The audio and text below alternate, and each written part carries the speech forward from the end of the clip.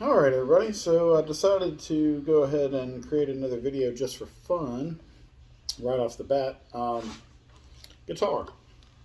I play guitar, and I drop picks. It's a little, not quite as interesting as that t-shirt about I drink and I know things, or I do whatever and I know things, but I play guitar. This is a Fender Telecaster. And by Fender Telecaster, I mean something I built from parts. Genuine Fender Mexican 51U neck, U-shaped neck. So it's a big fat neck. Has medium vintage tall frets. I don't know. Decent, pretty fair sized frets. Bigger than Gibson frets for sure.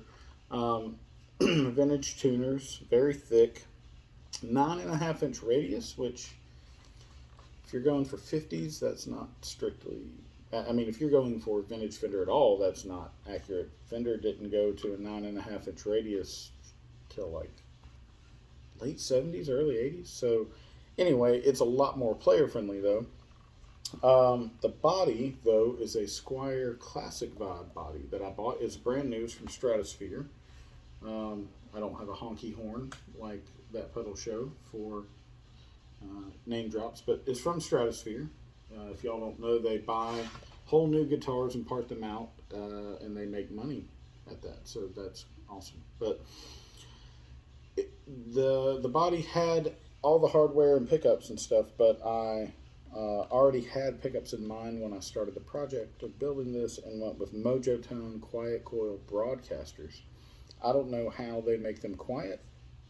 It doesn't really matter to me because they are only so quiet anyway, because I have a 100-year-old house with 2-wire electrical wiring, which means that you can't really, there's going to be hum. There's a lot of hum, especially using a pedal. Right now the pedal's off, but if I let go of the guitar, it's not grounded. So, yeah, anyway, that's this guitar. Mojotone, it also has a Mojotone solderless wiring harness. I can solder, but I wanted to try this because the fact that we still solder stuff is fine, but a little weird in the modern era. Probably has more to do with vintage syndrome, whatever that is, that makes us want everything to be like it was 80 years ago. But it sounds great. I mean, there's no reason not to use a solderless connection in 2022 if you don't know how to solder and you want to put some stuff in your guitar or your amp or whatever. You could learn to solder. That's fine. I can solder. This Les Paul that you can't see has some pickups and stuff in it that I soldered, but I wanted to see how good and easy this was, and it was really easy. So if you don't hesitate to get a solderless wiring kit for a guitar or whatever. They work fine. So anyway, that's this Telecaster that I built. Before I let anybody hear it on this video, traditionally I love the idea of Telecasters and have never liked a single one that I've owned. I've owned 4, 5, 6 Telecasters at various points, different types, American Fender, standard Telecaster, Highway 1 Telecaster. One I did like that I was kind of sort of hoping to recreate was one of my best pawn shop finds. I work in a pawn shop, but I used to just be a customer of pawn shops. It was a late 80s, early 90s Fernandez Telecaster, butterscotch yellow, transparent, blackguard, single ply blackguard, lovely neck. The neck was kind of skinny, thinking about it now, and it had really tiny vintage frets. But that thing sounded awesome. I really loved it. It was not a pre-lawsuit Fernandez. Now, people like to talk about Japanese lawsuit guitars, and there are certain companies that had that were either threatened with or actually served lawsuits by Fender, Gibson, etc. Fernandez, when they designed their springy sound and their whatever the Telecaster was called, they just straight up ripped off Fender's headstock. They chose the name Fernandez because when done in the right script, the spaghetti script, it looked like Fender. So they were definitely copying Fender guitars. Very good quality copies. Everybody knows Fernandez. Their Sustainer. They make good stuff, and their Strats and Teles were so good that they got in trouble with Fender. And they ended up having to change the headstocks a little bit and change the script to like a black block Fernandez that we kind of all, at least people who are my age or older know as Fernandez. So I had a Fernandez Tele, Blackguard, 52 style. The only downside, or the only, that was my pedal. The only weird thing that kind of sucked, but was whatever, on that guitar was that somebody had chosen to carve the name Jesus in the fretboard. It's your guitar, whatever.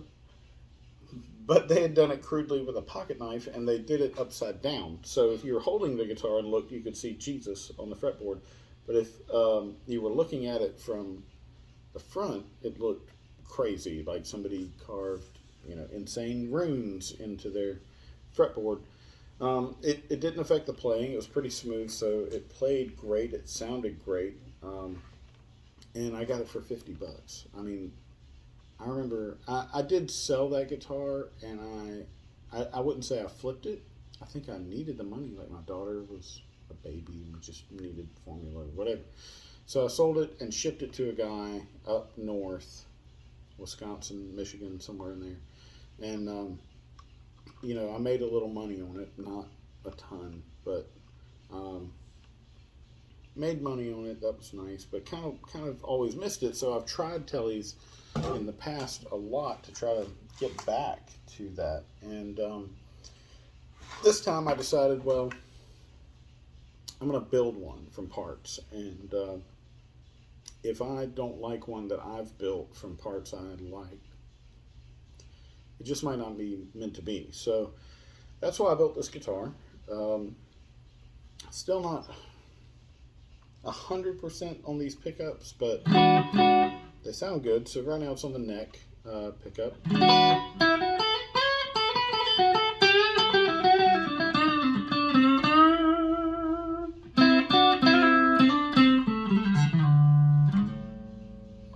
So the wiring harness for these pickups, Mojotone makes a particular one for it. It comes with 500K pots. That kind of tells me either they're like, well, you can always turn the tone knob down, or these are some sort of humbucker. They claim they're not humbuckers. They have to be. If they're bucking the hum, something is doing that. Now, they do say they're not stacked, so not the same as a traditional stacked humbucker, fair enough, but they're doing something with multiple coils to make them humbuckers in some way. So you got the neck.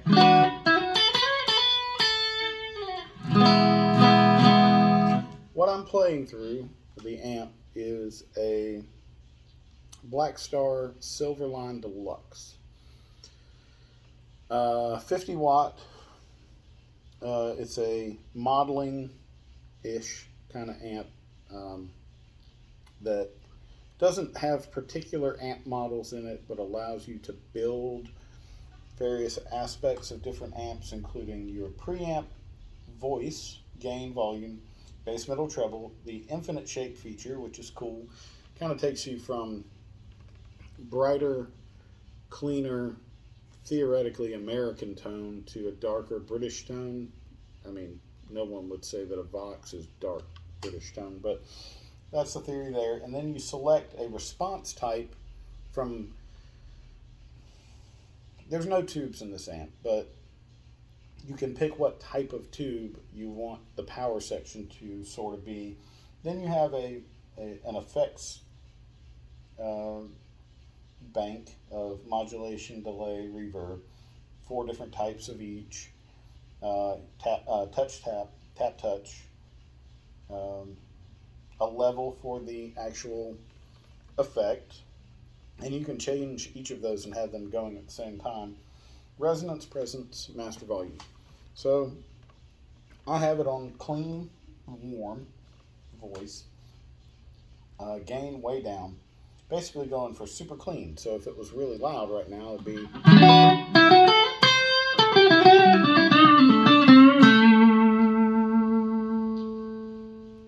and we're on a 6v6 power amp section setting. So like a Fender Deluxe. Here's the middle position.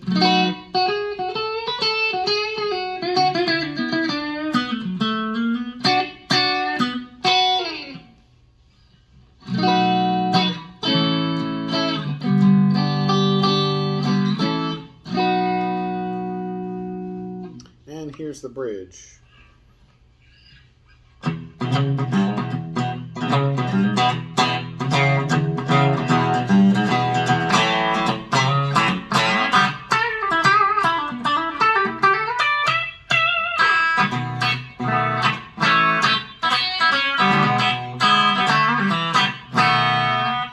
Volume's down pretty low right now because I'm about to hit the pedal, which is a Electro Harmonix Soul Food clone. It's not exactly, but it sounds great. They're $100 new. This one's used. It's noisy, but it's the thing that finally made a Tele what I wanted to hear. Because even with this guitar built the way I wanted it, and the amp that I prefer for almost everything, I've owned a lot of tube amps, I've owned a lot of gear. I still prefer these Blackstars. I've gigged them. They're great. They do what I need them to do, especially with a Les Paul. But again, Fender, specifically Telecaster, hasn't been my jam, but I like this a lot. So back on the neck.